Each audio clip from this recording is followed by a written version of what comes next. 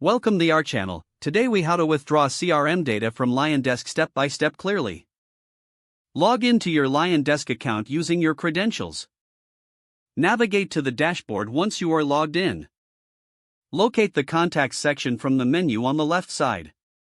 Click on Contacts to view your list of clients and leads. In the top right corner, you will see a button labeled Export. Click on the Export button to initiate the data extraction process.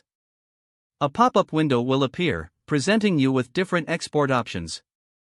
Select the appropriate format for your data export, commonly CSV or Excel. Once you have chosen your desired format, click on the Export button in the pop-up.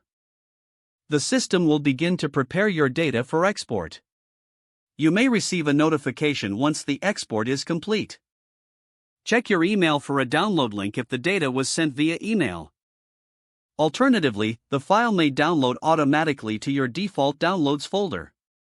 Locate the downloaded file on your device. Open the file using your preferred spreadsheet software.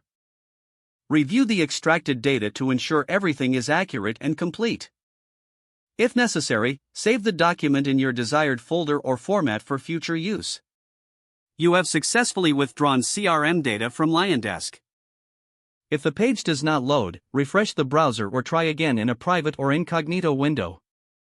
Make sure you are using the correct email address, then retype it carefully to avoid small typos.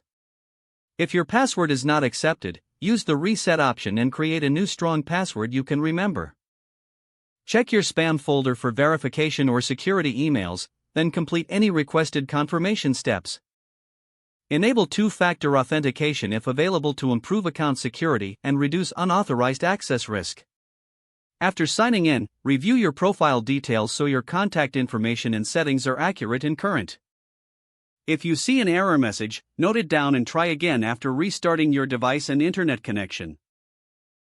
Log out when you finish, especially on shared devices, to keep your account and payment information secure.